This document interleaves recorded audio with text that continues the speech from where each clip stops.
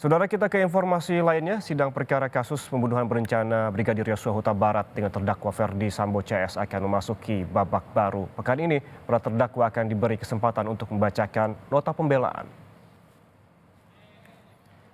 Sidang beragendakan pembacaan nota pembelaan atau pleidoy dari terdakwa pembunuhan berencana Yosua Huta Barat, yakni Ferdi Sambo, Ricky Rizal, dan Kuat Ma'ruf akan dilakukan pada pekan ini. Dalam perjalanan sidang kasus ini, Ferdi Sambo pernah menyampaikan bahwa ajudan dan sopirnya dizolimi saat memberikan tanggapan atas kesaksian Ricky dan Kuat di persidangan lanjutan kasus pembunuhan Brigadir Yosua di Pengadilan Negeri Jakarta Selatan pada pertengahan Desember lalu. Sebelumnya, para terdakwa telah menjalani sidang tuntutan.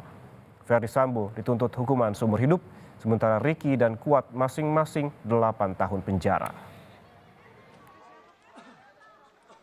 Menjatuhkan pidana terhadap terdakwa dengan pidana seumur hidup. Putri Chandrawati dengan pidana penjara selama 8 tahun. Terdakwa Richard Eliezer Pudium Lumiu dengan pidana penjara selama 12 tahun dengan Jaksa telah membacakan tuntutan untuk para terdakwa kasus pembunuhan berencana terhadap Yosua Huta Barat. Babak baru dalam kasus ini akan dimulai pada pekan ini, memasuki tahap pledoi atau nota pembelaan dari penasehat hukum terdakwa. Sidang pledoi dimulai dari hari Selasa dengan pembacaan pledoi dari terdakwa Ferdi Sambo, Ricky Rizal, dan Kuat Ma'ruf. Kemudian dilanjutkan pada hari Rabu dengan agenda pembacaan pledoi dari Putri Chandrawati dan Richard Eliezer. Isi materi pledoi Sambo sebagian besar akan mengkonfrontasi apa yang disampaikan jaksa. Kuasa hukum menilai ada bagian yang tidak lengkap yang disajikan oleh jaksa dalam tuntutan yang tidak relevan dengan fakta persidangan.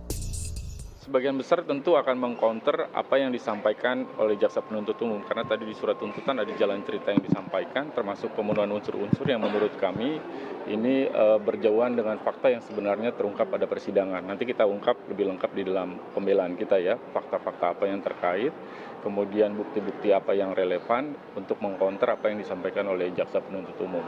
Dari sisi kami tentu sebagai penasihat hukum, juga dari sisi Pak Sambo.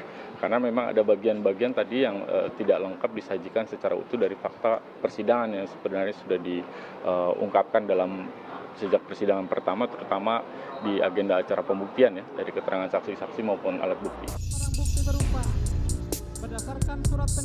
Sementara pengacara Eliezer akan fokus dalam nota pembelaan, diantaranya adalah soal relasi kuasa, aspek psikologi dari terdakwa, dan juga soal peran Eliezer sebagai justice kolaborator dalam kasus pembunuhan Yosua. Sebab pengacara menilai jaksa mengabaikan posisi Eliezer sebagai penguak fakta dalam persidangan. Status Richard Eliezer sebagai justice collaborator yang dari awal konsisten dan kemudian dia kooperatif bekerja sama, kami pikir bahwa status dia sebagai GC tidak diperhatikan, tidak dilihat oleh jaksa penuntut umum. Lalu seperti apa nantinya materi pembelaan dari para terdakwa? Tentu ini yang akan memengaruhi vonis atau putusan hakim kelak yang akan menentukan masa tahanan yang diemban para terdakwa. Berapapun tuntutan yang disampaikan jaksa akan bermuara pada palu hakim yang memutus perkara pembunuhan berencana terhadap Brigadir Yosua. Tim Liputan, Kompas TV.